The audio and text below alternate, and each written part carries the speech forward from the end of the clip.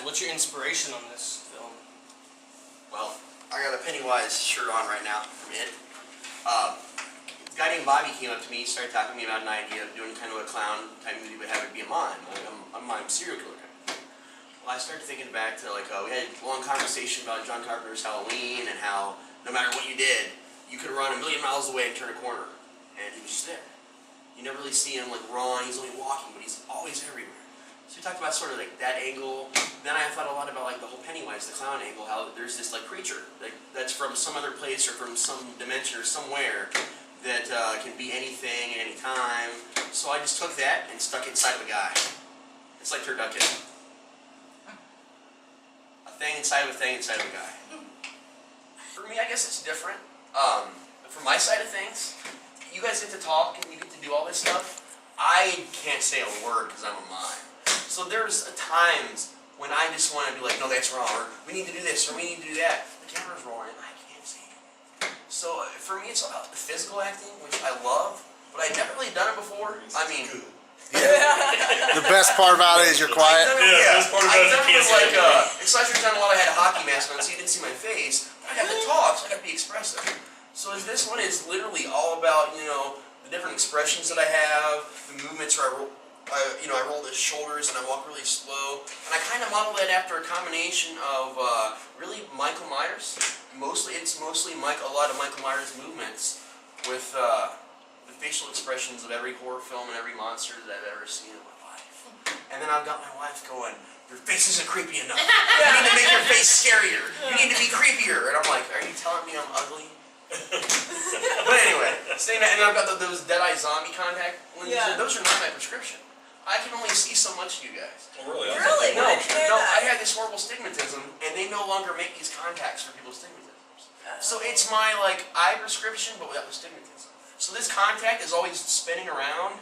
You just can't see it because it looks the same. So I can see decent out of my left eye, but my right eye is hit or miss. So my depth perception is off. You probably won't see this in the movie, but I'll be walking real slow. And the scenes where you can see my feet, you'll notice that my feet are always the same amount spaced away from each other in every scene. It's shoulder width apart. But there was a time or two where I couldn't see too well, so my feet got a little bit closer, and I started tipping over. And I almost fell a couple times doing that because I couldn't see where my mark was, and it screwed me up. But I mean, it's. Jenny Wallace, and I got started back in 1995, doing this for a very long time, with Vamp's Deadly Dream Girls. Played the lead vampire, evil vampire. Just kind of stuck. I love acting, so. Okay, well, I'm James Cooper. I've been doing this about 3 years now, maybe. My first movie was Parker with Jason Statham, Jennifer Lopez, and Nick Nolte. I had this kind of a walk-on type thing where I was a background actor and had a few scenes and got paid for them, but all my scenes got cut out pretty much. I was in the background. So. But I met a few people in that liked me, and a couple of producers. Taylor Hackford talked to me and liked me and told me I needed to stay with this. And like what I did, I met John Newkirk. He introduced me around, started getting with some of these other people, and got into a few other movies like If Only. I don't know. There's been a few. Then I got into Article 17 at These Folks. Been in several movies with them now. Mime, Architect of Chaos, we were all in. I think I got pulled in that one first and then pulled these guys in. Yep. So it's we kind of pull each other into stuff because Slashers Gone Wild 2. Yeah, Slashers Gone Wild 2 was probably the second movie I did, and a few TV commercials like Safe Auto with Norm Macdonald. I'm the cop. Officer Scary. That's me. I'm so scary all the time. So that's pretty much it. I've been loving it ever since. Meeting all these wonderful people. Having a ball. Alright, I'm January Tippenhauer, and acting is something I wanted to do my entire life, but put it back on the back burner and made excuses. And about 8 years ago, I was watching a dance show. I love to watch dance. I can't dance, but I love to watch it. So I'm watching it, and I'm like, wow, those people are really living their dream. And then I had epiphany, and I I wanted to know why I wasn't living my dream. That very next day, I joined acting school and got a private coach and been doing it professionally ever since for like 8 years. I'm Raz T. Slasher. I actually started off doing theater. I did productions, Little Shop of Horrors. I got to be the voice of the plant. I was like off stage with a microphone. A lot of different productions like that. The first movie I guess I did, it never got made. The first 2 movies I tried never got made. The first one was called Charlotte Sometimes. It was not a horror film. I played the right-hand man to a drug dealer, and it was a weird character, but it was a lot of fun. I had to beat people up and, you know, collect all his money and stuff like that. And the movie kind of fell apart, never got made. So then I got into horror with a movie called One Night. I think we got about 4 months in production, and then a lot of people involved just, I guess, didn't like each other very much. So that didn't get finished. So the first real movie I made was Slashers Gone Wild. And that I think we started like in 2002 or 2003, finished in about 2006 or so. There was probably about, if you made the rounds at conventions, you've probably seen about 7 or 8 different versions of it over the years. But it got officially released for good by Brain Damage, I think about 3 years ago. So yeah, that's where I started. What's the T stand for? Whatever Tyrone. you want it to be. He says Tyrone, testicles, tulips. For me, it goes back to As the Slasher. yeah, it goes back to Rocky and Bullwinkle for me, because most things in my life actually go back to Rocky and Bullwinkle, and he was Bullwinkle T. Moose. So I'm Rat T. Slasher. I didn't know that. Well, that answers a lot of questions about my character, like Rocky and Bullwinkle now. Oh no, I mean there's some pretty blatant stuff. To talk about that a little bit, her name is Samantha Boone. Boone was the name of the main character from Nightbreed, or the Book of Ball, which is the most influential horror thing for me. He is John Romero. It's John Carpenter and George Romero. And I cannot remember your character's last name right now. I don't even know my character's last name, but I know my name's August because August. January playing August. That was awesome. And that was an accident that it worked that way. No, I promise you though, her character has the last name because I posted it somewhere. And it's important though, because it has to do like everything else. It has to do with horror. So there's a really important name there somewhere. And I promise you that I will remember, and I will edit this video and put it in. This what started this movie was we wanted to do something all together as friends doing a project together instead of we wanted to work for ourselves instead of working for strangers and being told what to do. I mean, we're told what to do now, but we're having fun doing it. Yeah, you know. But we're still being told what to do. Yeah, but we have a slave driver of a director. that tells us first and what to say and awful. react. Our director is a slave driver. Oh She my cracks God. that rip and And she's back here looking at us going, I'm going to kill you. Yep. No, she'll kill me later when we go home. Maria's absolutely She's fantastic. the doll. Everybody loves her. She's very talented. Everybody I've on never this set seen is anybody amazing. that can do makeup and stuff. Her and Jason Sherlock are just They're a dream absolutely. team, honestly, when it comes to They this are. stuff. They I've really are. never seen anybody can do things the way they do it. I mean, it amazes me. Every time I come on set, it's like, oh my God.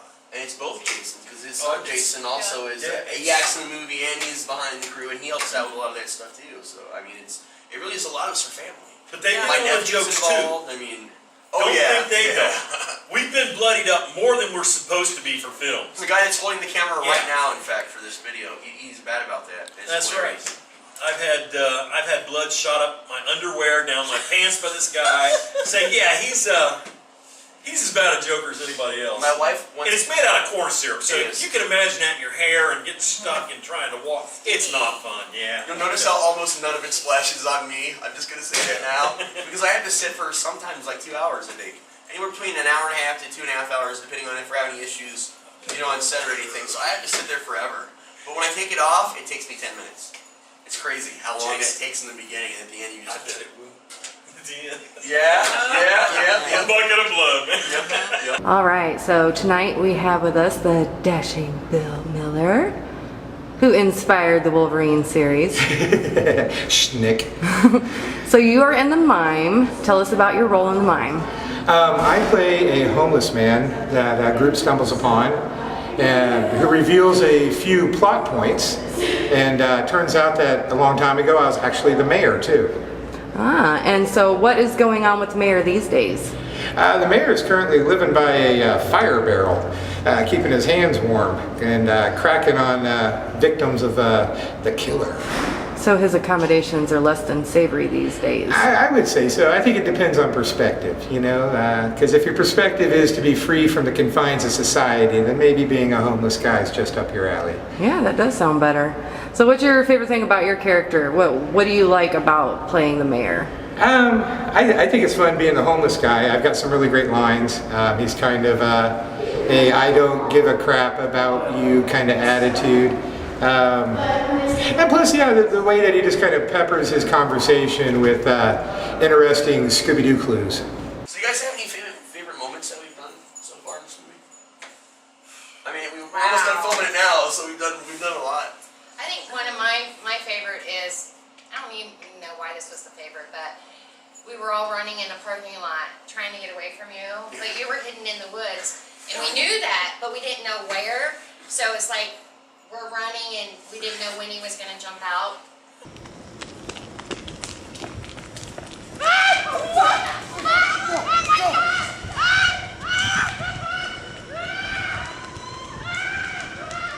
And that was I probably thought my you guys fun. could see me the whole time. Like everywhere I had like a ledge like that big, because those aren't really woods. It drops off into a creek after that far. So I'm like this, like kind of contort behind the bush, and I'm like, oh my god, they're gonna walk by and clearly see that I am standing right there.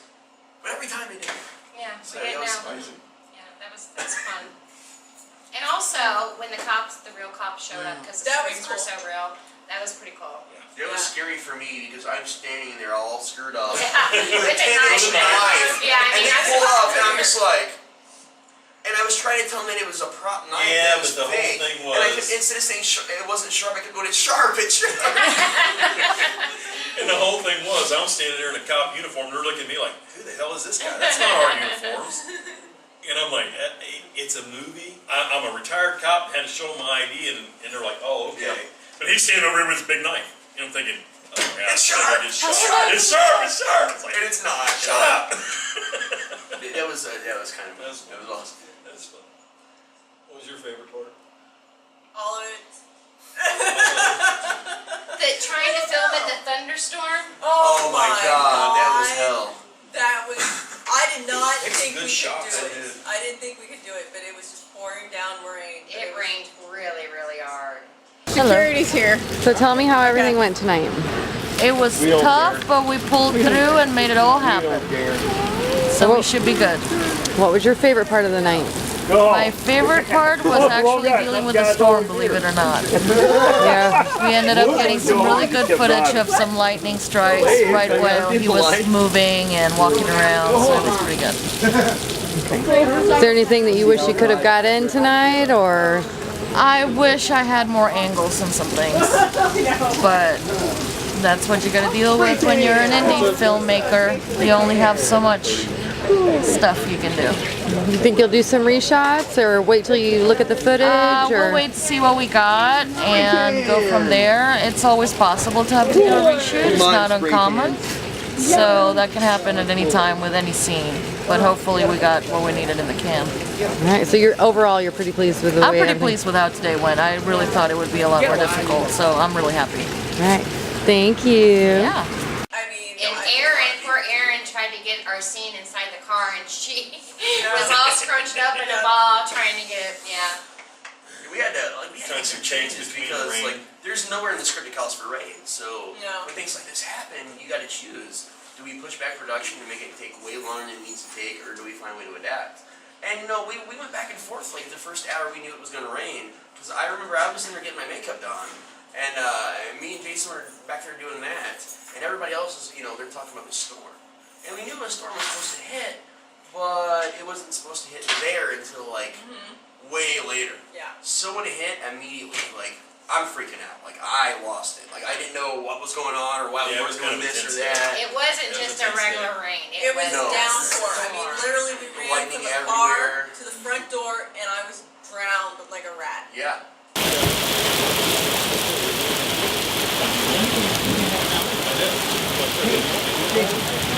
So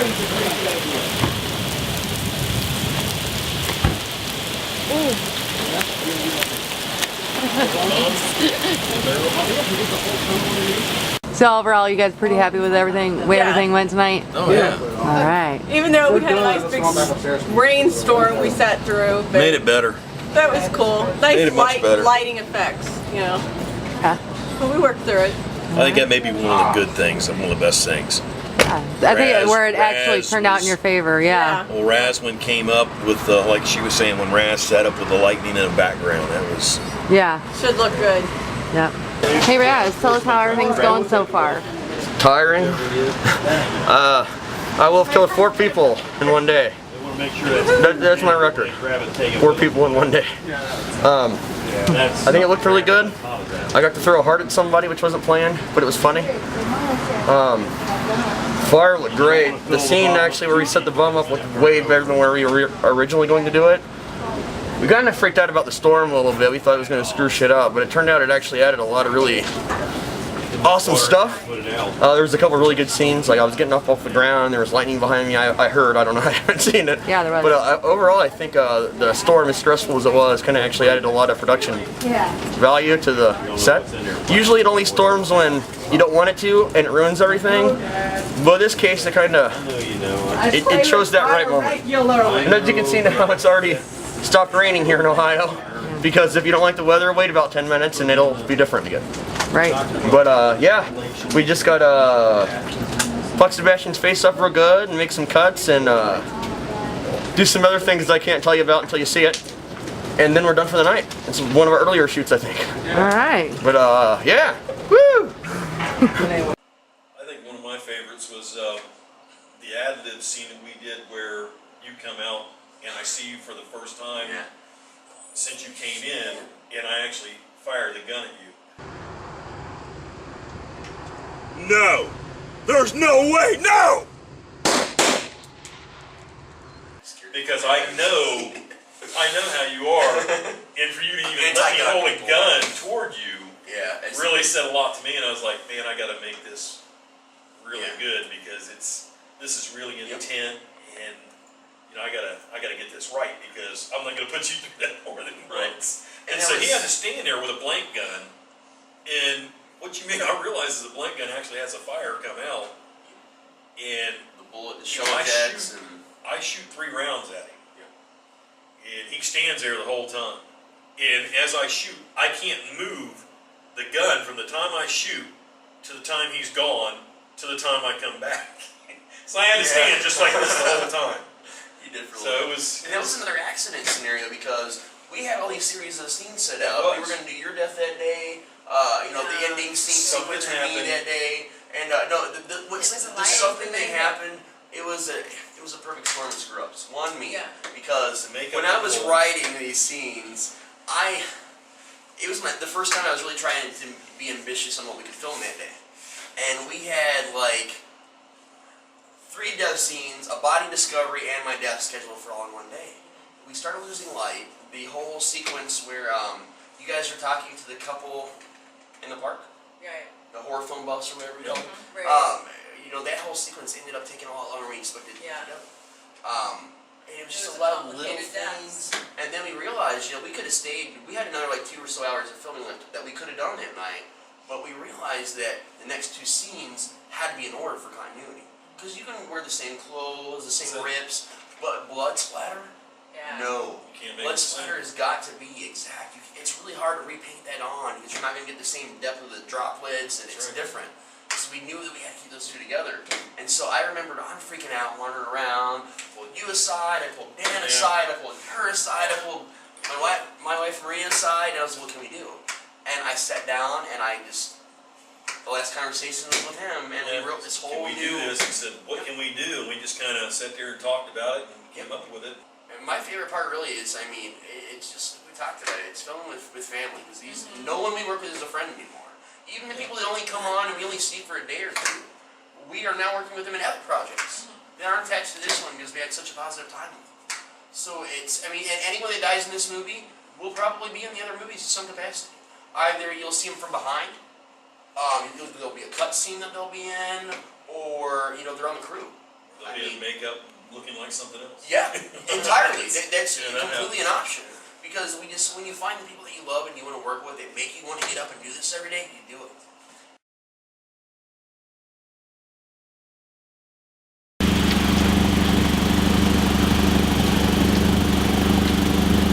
God. He killed our friends! I don't believe you! Oh my God. Rolling. And action. Are you okay? I'm good. For blooper purposes, people. All right. Camera's rolling. You can't. Say your line. You can do it and then laugh your ass You off. always say that? Yeah. Yeah. Say it for Like we're Action. actually doing it. You know what? I've had just enough of this bullshit.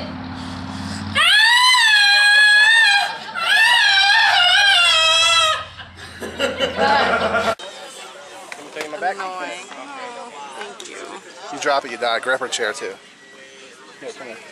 No, I'll hurt you. Oh, yes. I'm heavy. Jason! Oh my gosh! Raz! You hear no screaming. You hear no screaming. The bitch is gonna rot and die down there. Hey, what are you looking at? Tell us a little bit about the project. We can all chip in here, though. I talked in the beginning about it. It's the most exercise I've gotten in a long, long time. Yeah, that's true. For everybody but me. I have ran so much. Trying to save her. Yeah, trying to save me because my character's, she cries and there's wussy a lot. Not me, her. She tries to save me. It's, Everybody tries to see. And almost all of them die trying. And everybody dies saving you. I'm awful, I guess. Oh, I am well. walking death. But seeing the people like play out these characters that I'm writing, like, and I write some weird dialogue sometimes. I made Bryce get that whole delivery about all the serial killers that have been on Ohio. Oh, yeah. That's Yeah, all that's real. cool. And that It's was all good. fact. Yeah. So you'll see a lot of Ohio stuff because I've been all over the United States, and I come back to Ohio every single time I'm away. And I don't know why. I think it's the only place as fucked up as I am. They told me the only thing they needed was another serial killer in the state of Ohio. What does that even mean? How do people live in Ohio and not even know what's going on? What are you talking about? Ohio's the serial killer capital of the world. Are you kidding me? Ohio? Harvey Donald, better known as the Angel of Death. The Blood Brothers, Gary and Thaddeus Lewington. I mean, hell, we've even got Charles Manson and Jeffrey Dahmer. Yeah, I'm done. Thanks anyway. Not at all, that's not true. But you know, the fun about this is a lot of the stuff that you guys don't see in the movie, the things that you think like, man, if I was on that movie and they were at this spot, I'd scare the hell out of them. We do that. Yeah. I'm awful though. He gets in It's behind great. the back of the car. Yeah. And Linda's dead, and I'm exhausted. Is that fine with you? Get my gun! Asshole. And I should have expected it. I'm sure you'll see some of this on some of the. Yeah, yeah. So, the first day on set, I think the first day I was on set, you got me. Yeah, I you got did. me really good. I did. I We have were to in the get at diner. least one or two people. Oh yeah. So the diner scene at the beginning of the movie. Hopefully this will be in there somewhere. They're very serious reading their scenes, and I'm just there behind the scenes that day. I'm not even in character. I wasn't even needed, except for my wife is the director. All my friends are in it, so I was there to help. And they're really serious. So I happen to have I think it was like the mine gloves I had. Oh yeah, and they were Or one of concentrating them. so hard. I put them on, and I snuck up behind her in the booth, and I just stuck my arms out like right between the two of them, and they just. And the people across the booth that could see me, I was doing they so even well, reacted. too. It was funny.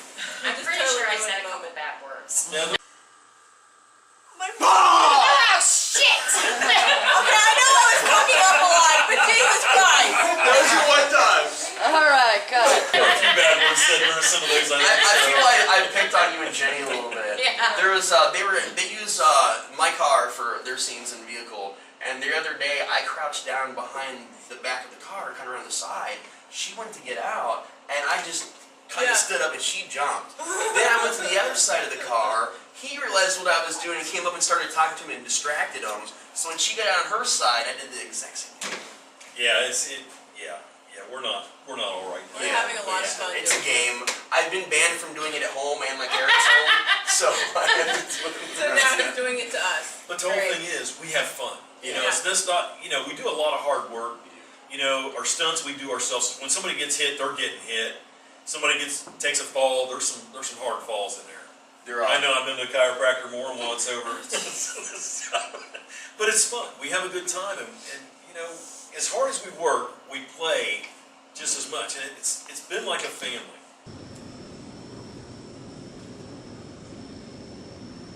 Ah.